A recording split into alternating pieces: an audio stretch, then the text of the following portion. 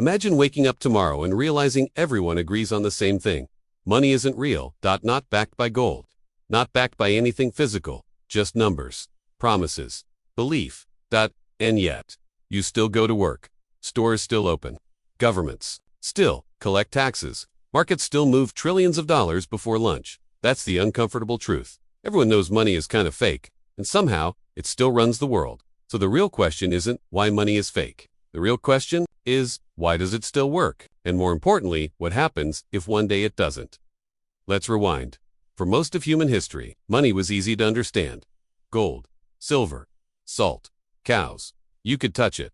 You could weigh it. You couldn't just create more with a keyboard. If the king wanted to spend more, he needed more metal. If he didn't have it, that was the end of the story. Then came paper. At first, paper money was honest. It was just a receipt. This note can be exchanged for gold. That sentence mattered. You weren't trusting the paper. You were trusting what it promised. But here's where the story quietly changes. Governments realized something awkward. People rarely asked for the gold, as long as everyone believed they could redeem it. They usually didn't. So governments started printing more notes than they had gold. Carefully at first, then less carefully. By the early 1900s, the math no longer worked. There was far more paper money than metal in vaults. But nothing collapsed. In fact, economies grew faster. That was the first hint that money didn't work the way we thought it did. Then came the biggest break of all. The United States officially removed the dollar from gold. No backing, no conversion, no safety net. From that moment on, the world ran on pure fiat money. Fiat literally means, because we say so. And everyone knows it. So why didn't the system collapse overnight? Because money isn't really about objects. It's about coordination. Money works because everyone agrees to treat it as real at the same time for the same reasons, not because it has value, but because it moves value. Think about it.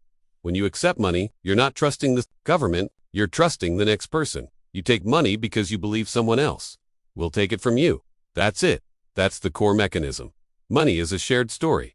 We all participate in because opting out is worse. This is where things get interesting. Even if you personally believe money is fake, you still need it. Your rent doesn't accept philosophy. Your grocery store doesn't accept skepticism. So belief becomes irrelevant. Participation is mandatory. This creates a strange loop. Money works not because people believe in it, but because people believe everyone else believes in it. Second-order belief. And that's incredibly powerful, but it's also fragile. Now let's talk about the part no one likes to admit.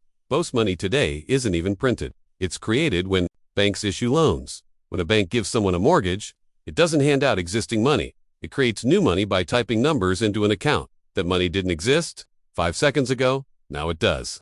This isn't a conspiracy, it's the system. And it means most money exists as debt first. Every dollar comes with an obligation attached. Which sounds terrifying, but again, it works. Why? Because not everyone pays back at the same time, just like not everyone asks for gold at the same time. The system survives on timing. Interest. Now, zoom out. Governments do the same thing. They spend money they don't have by issuing debt, and the world keeps buying it. Not because governments are rich, but because they control the currency. They can always create more to pay old obligations, which feels illegal until you realize everyone agreed to it. This is where the irony kicks in. We tell people to balance their budgets. Governments do the opposite. We fear debt.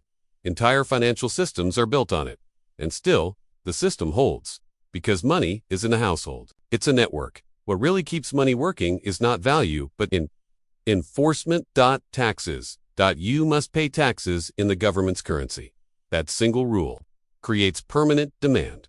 You might hate the money, you might distrust it, but you need it to stay out of jail. That anchors the entire system. Once taxes exist, money has gravity. Everything else builds on top of that. Markets, savings, investments, prices. But now let's peel back the curtain. If money works because of trust and enforcement, what happens when trust weakens? This is where inflation enters the story. Inflation isn't just prices going up, it's confidence going down. It's people slowly realizing their money buys less tomorrow than today.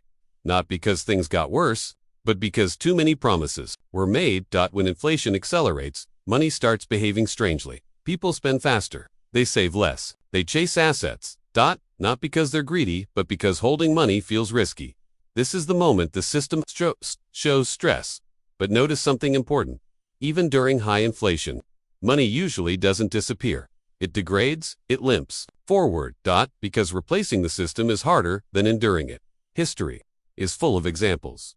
Weimar, Germany, Zimbabwe, Venezuela, money didn't vanish. It became absurd. Wheelbarrows, backpacks. Daily price changes. Yet even then, people still used it until something else took its place, which tells us something uncomfortable. Money doesn't fail when it's fake. It fails when its coordination breaks. When people stop agreeing on prices. When contracts lose meaning.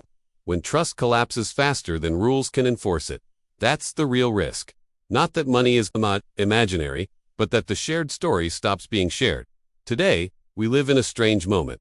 Everyone knows money is created digitally. Everyone knows debt is massive. Everyone knows central banks improvise. And yet, the system continues. Because there is no clean alternative. Crypto tried to replace trust with math. It discovered that humans still matter. Gold tried to replace policy with scarcity. It discovered economies need flexibility. So, we remain here. Inside a system that works. Not because it's solid, but because it's sticky.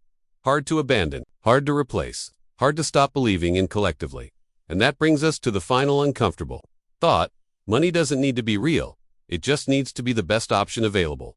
For now. So the real question isn't, is money fake? It's this. If everyone knows it's fake and still depends on it, what would actually convince the world to stop using it?